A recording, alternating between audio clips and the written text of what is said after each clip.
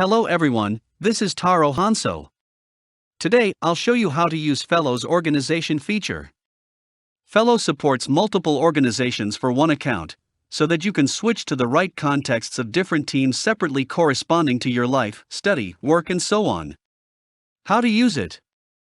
How to create an organization. Click the Menu button at the bottom left corner of the main window, and click the Create an Org option in the menu. In the pop-up window, enter the name of the organization you want to create. Finally, click the Create button to finish creating the new organization.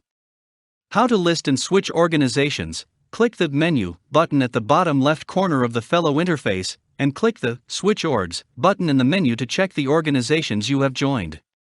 Click the organization you want to switch to and enter that organization. Because each organization is independent, Felo supports different settings of personal information in different organizations for the switching of identities. Scenario. In your work organization, you can upload a job profile picture, fill in the work phone number, email, and so on in personal information settings. In your organization for life, you can upload the profile picture of your life, fill in your phone number, email, etc. in the personal information settings.